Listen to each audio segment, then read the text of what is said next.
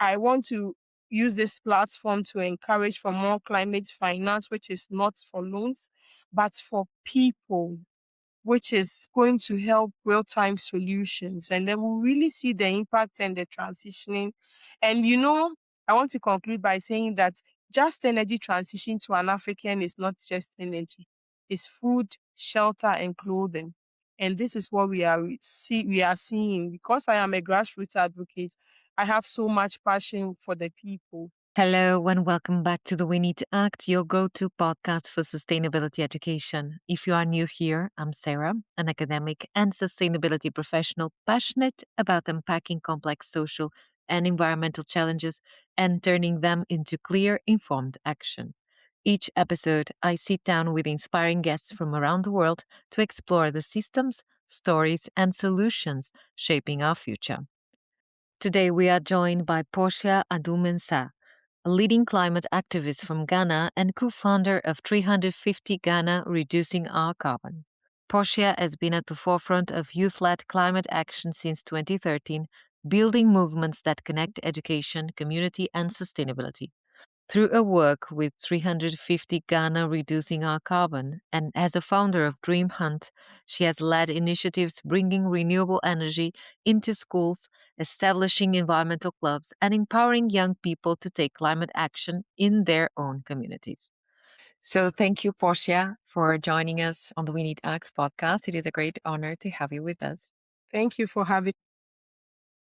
You're welcome. It is a great pleasure. For listeners who may be hearing your name for the first time, who is Portia and what sparked your journey into climate activism at such a young age? Thank you for the question. My name is Portia Adu-Mensah and I am a Ghanaian. So, interestingly, I wanted to be a banker growing up, but when 350.org selected me as part of the 7 that met 500 youth from 128 countries in Turkey to explain the issues of climate change and how it translates into our countries, it sparked something in me. And that is what started my journey as a climate advocate. So in 2013, together with my team, we came back to Ghana and we decided to be advocates on climate change. That is when we started 350 Ghana Reducing Our Carbon, because we realized that we need to push for the reduction of carbon emissions because of the fact that our leaders have signed on to the Paris Agreement. Thank you. Well, that was really inspiring because how old were you when you started? By then, I was 25. Okay. And you led an incredible 3-year campaign that stopped the construction of a coal-fired power plant in Ekumfi, yes, protecting the health of millions. Can you take us to that time and was it like being on the front line of that fight? Thank you very much. So interestingly, because of the issue or the impacts of climate change and how coal has affected a lot of communities, which of course I've had opportunity to visit in South Africa, where a lot of communities are displaced because of the impact of the coal establishments. As an NGO, when we saw that EPA, which is the Environmental Protection Agency in Ghana, which has now become the authority in Ghana, Environmental Protection Authority in Ghana, made a publication as part of their impact assessment in the news or in a graphic, whereby Ghanaians were supposed to send the feedback on the coal establishment. Yes, indeed, there was a big issue of our power cuts, which we used to call doomsday, because the power goes off and it comes back. So interestingly, there was a big issue the government had to solve, but coal was not the way to go. So as young people, the publication requested that we send our communique accordingly. So we wrote to the Environmental Protection Agency, copied VRA, and all the key stakeholders that were part of the establishment, so that we sent our strong feedback explaining the fact that government has signed on to the Paris Agreement to stop carbon emissions and the fact that coal is not the way to go. There are other options to solve our issues. So we started with Shama, where government decided to start the establishment. So in Shama, we made sure that the people had the power to speak for themselves. We did a training for them. We did a march. They made some demands on TV and all of that to tell clearly that they are not for this and they don't want it to be established in their communities. Then it was moved to Ekumfi Abuano, whereby they have about 10 sub chiefs that we made sure we visited the community, engage with them, get to understand their way of life, and see how best we could also relate with the situation. So we visited each of the paramount chiefs, their palaces, and explained to them that we are also Ghanaians are concerned about the impact of climate change and why they should not allow fossil fuel in their community. And we were able to make a headway by meeting all the 10 chiefs, using a focal person who is from a native of that community, explaining in their local dialect as well. So the next stage of this was to be able to have a video evidence of how it has impacted communities and why it is key for them to kick off the fossil fuel from their communities. But interestingly, there was a communique that any of the chiefs that meet us would be in trouble. So that stopped that meeting. But we didn't end it there. We had to re-strategize as a team. And then we made sure that we use the media as our best tool to send out a strong message as Ghanaians. So we used that to explain to them the devastating effect of coal establishment, why carbon emissions, why it's important for them to stop governments from going that way because there are alternatives. So once we were able to make it clear at that level, one time one of the media personnel we engaged got a chance to meet the Minister of Energy and explain to them that because our campaign name was Coal Kills, so he so he explained to the minister, why is it that coal kills and you are bringing it to us? Don't you care about the people and the devastating impact of climate change to them?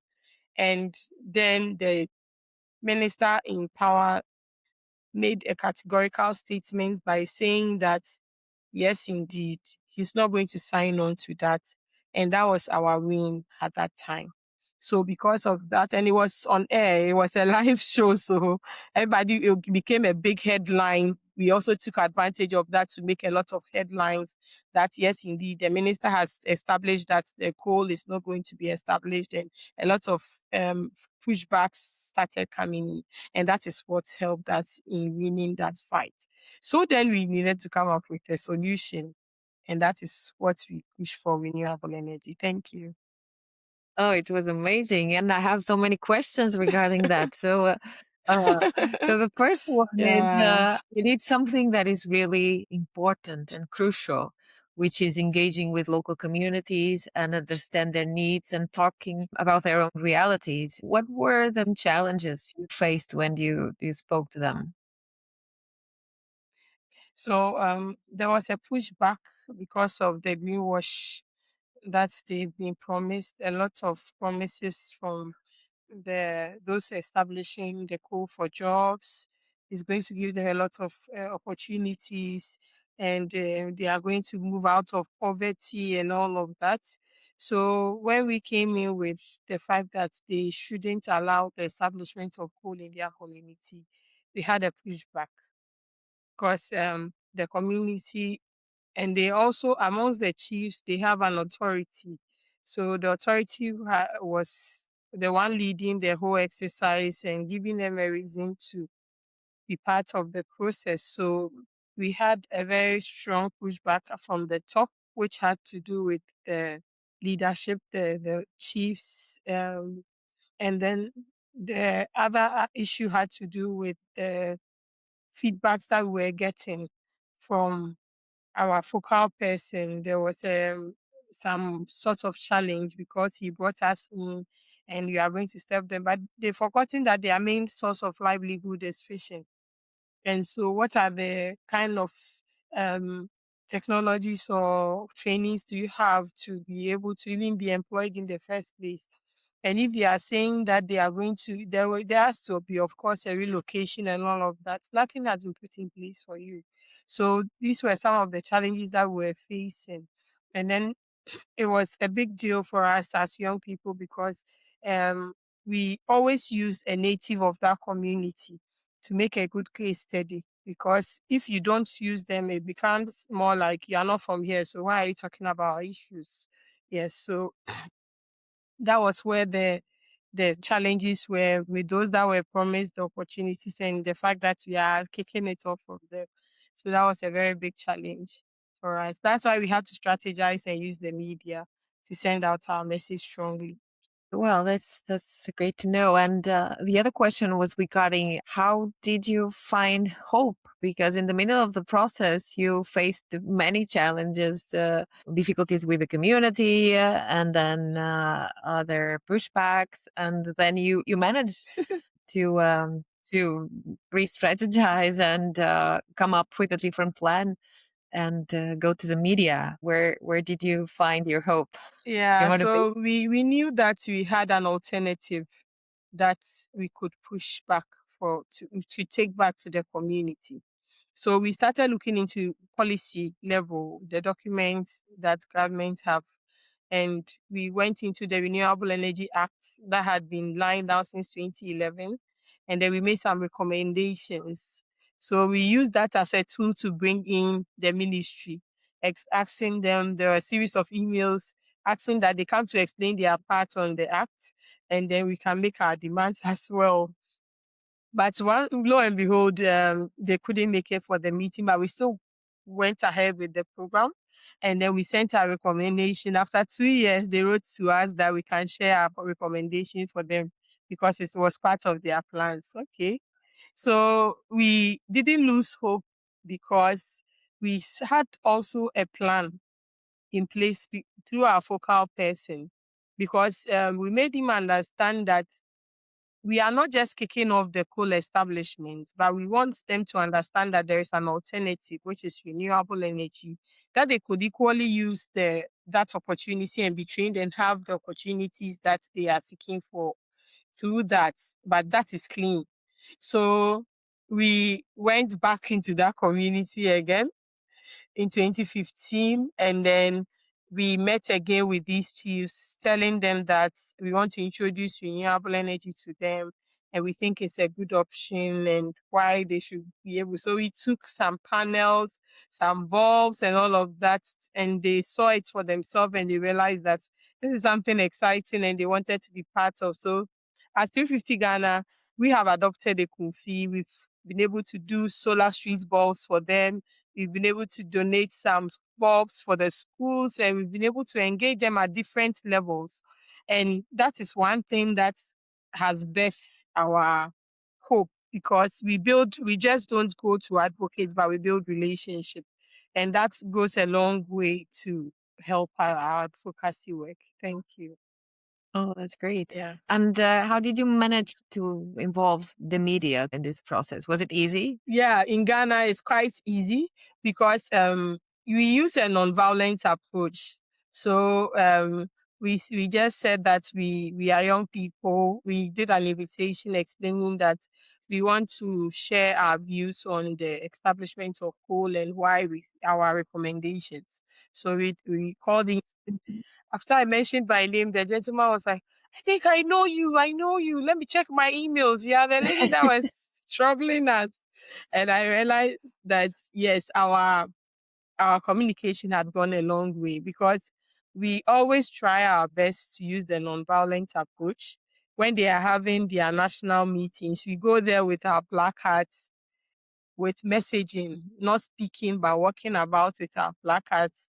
Coal kills, don't invest in fossil fuel, communities are devastated and all of that. So it was just bringing out the message strongly, using our Twitter storm as well. One of the days too, we could go on live on Twitter storm and everybody will be tweeting concerning our issues and why we think it should not be established in Ghana. So those are some of the advantages that helped us, because as young people, we knew that this is a big fight, but we believed in the fact that we could do it together, and not in a violent way, but have a conversational point of view. Okay, so you have a background in banking and finance, which is such an interesting combination. And How do you view today's economic system, and what changes do you think are needed to make it more just and inclusive? And especially in Ghana, where you are at the moment. Hmm. The global south is going through a lot because of the impacts of climate change. And to have the mitigation and adaptation measures in place, we need a lot of funding, not loans.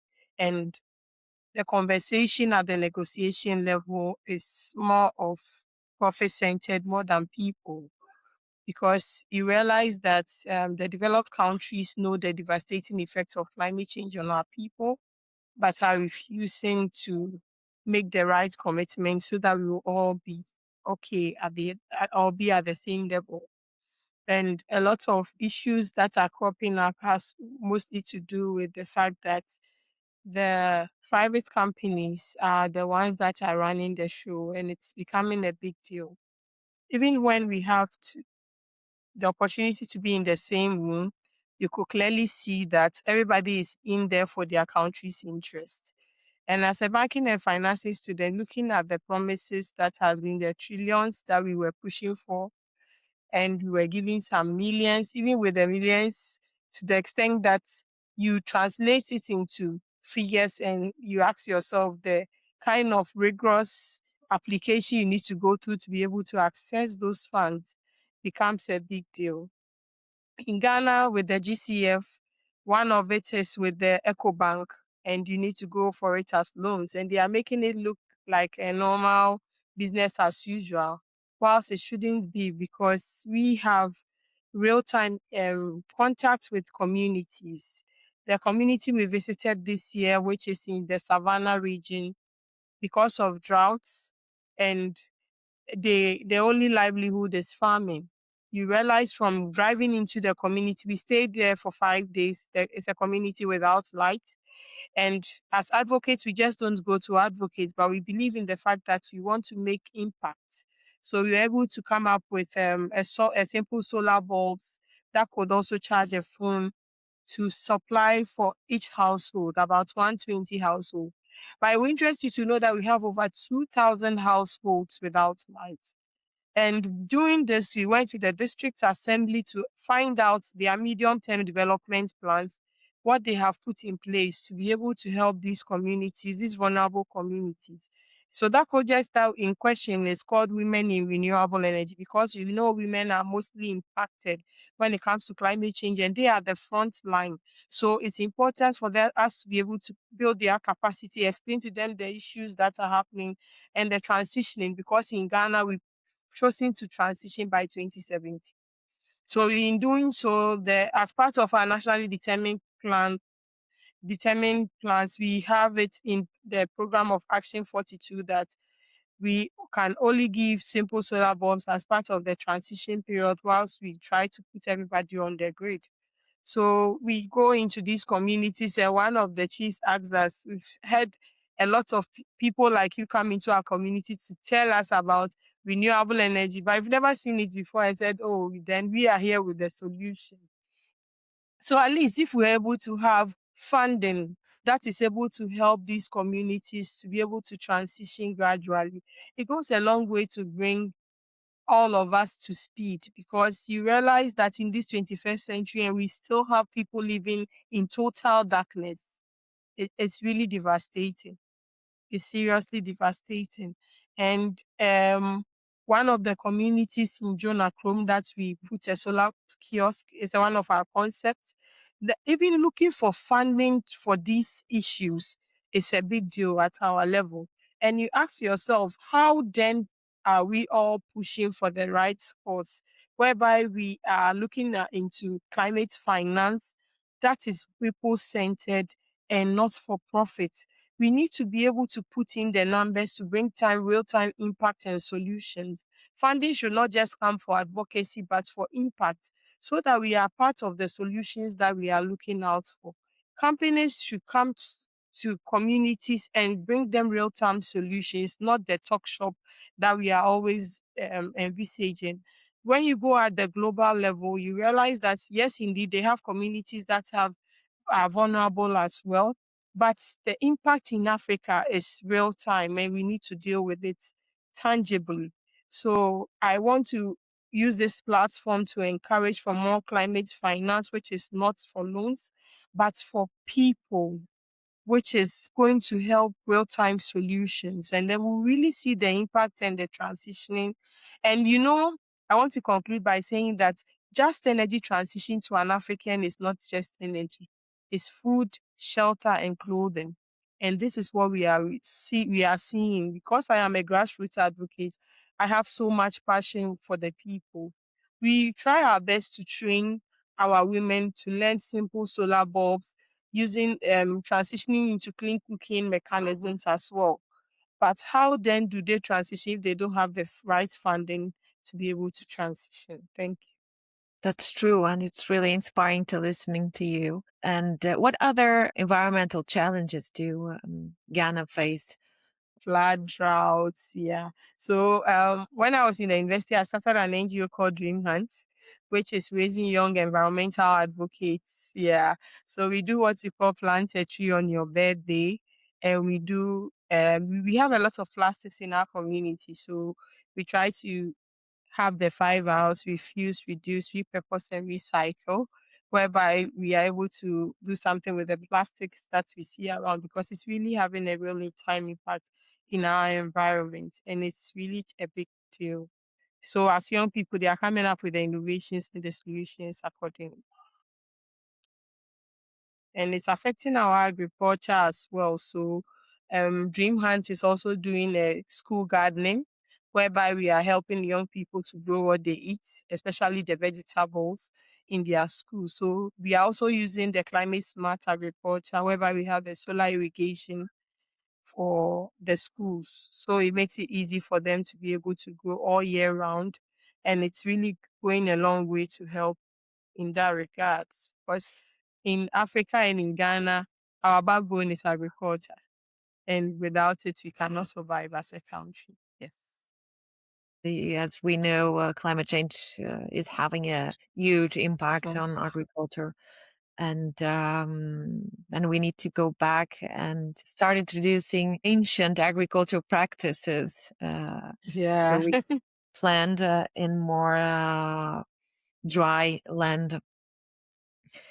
And this educational podcast, we have inviting people from all over the world, especially in these indigenous people, because we want to hear from indigenous from everywhere. And you are a royal native of Asuom. How do you pronounce? Asuom? Assume.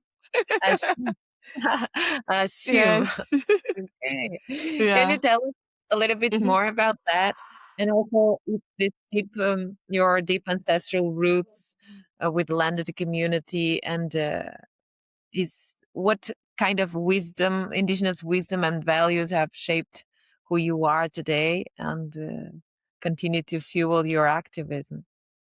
All right. So I am a royal from Asuom, which is in the eastern region of Ghana.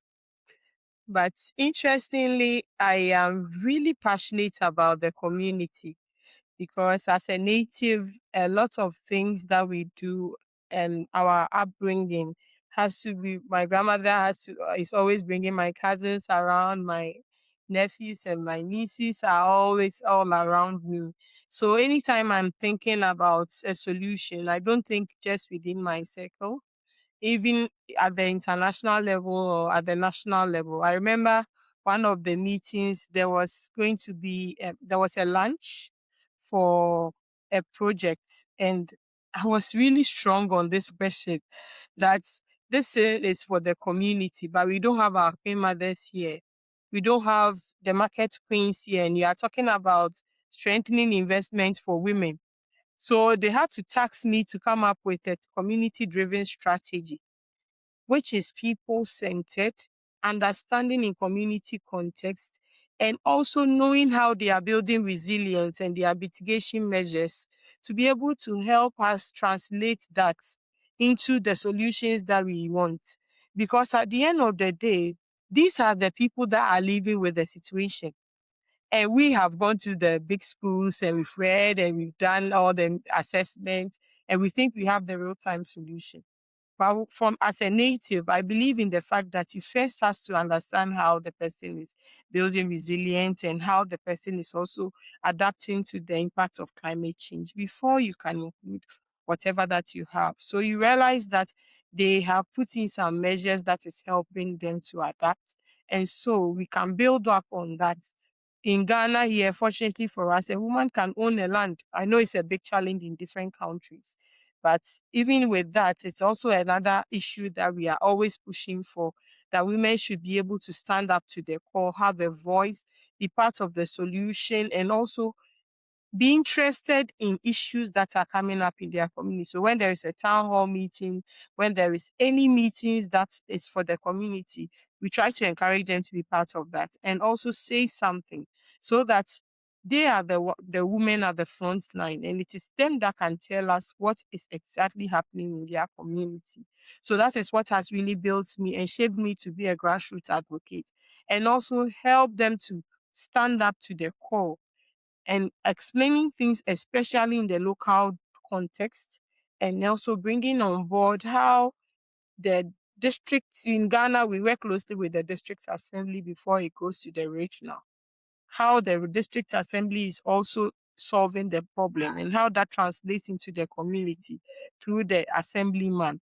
So the going into a community as well, you just don't enter the community. You remember, first of all, there is a chief, there is a queen mother, there are protocols that you need to respect, because if they see you walking around, then they know that this is the reason why you came in. So it helps a lot, and you understand in their local context. We do sometimes we have neighbours. One of our recent projects, we did a bonfire night. It's just to bring a clear sense of community, how we do our things into the advocacy. So we need to build it up from that level. Uh-huh. That's great. And you highlighted the importance of women's role, and they are one of the most impacted by climate change, because climate change is not gender neutral. Women, children, indigenous communities are more impacted by it. So it's really important to recognize their role in leading us to a more sustainable world. And well, you have done such amazing things. And if we fast forward 10 years from now, what would you hope people would recognize you for? And what would you feel like your biggest achievement? All right. So one of my greatest achievements is the project I'm doing in one of the TVET schools, turning engineers into farmers Okay. through my yes, because I need them to understand that climate change impacts us at all levels. So having more young environmental advocates that are becoming in their career pathline, being climate conscious, and also bringing community to the front line and giving them solutions, not just talks. Because I had been advocating for 10 years, and then I realized that what impact have I made so far? So the best option is to be able to come up with solutions, building the capacity of the community, giving them real-time solutions, showing them the way, and helping them to transition. So in 10 years from now, I am hoping that we'll have more young environmental advocates and young people growing up to be cautious of their environment and being part of the innovations and the solutions, and putting people before profits, and then also communities' voices being heard at the front line and being given the real-time solution, and community giving the power. That's great. And this has been a really interesting conversation. And I'm really happy to have you here with us. And finally, what message would you like to leave with our listeners today? I would first of all want to thank you, Sarah, for helping me out to be here. And the fact that we have not gotten anywhere yet, we can still do more. We should push for the right things to be done, not forgetting the key stakeholders we need to engage at each level. Make sure that all the key stakeholders are in the room and well informed, because we are all working towards a common goal. And we can achieve it when we have or we work closely with our key stakeholders, which is the government, the people, and we want to push that government should have a political will in bringing the solution to the people, and also push for renewable energy as the way to go and the solution, and being very cautious of our environment and helping young people to be more responsible about their environments. And I would say from Ghana, Medase. Thank you. Oh, so Meda says thank you. Yeah, yeah, Is it? Thank you. It was a great yeah. pleasure to have you with us. And I wish you a lot of success in your endeavors. That's it for today's episode. If you enjoy the conversation, don't forget to subscribe and share it with your network. Your support helps us grow this community, spark meaningful dialogue, and bring you more inspiring guests and valuable content. Let's act together for a better now.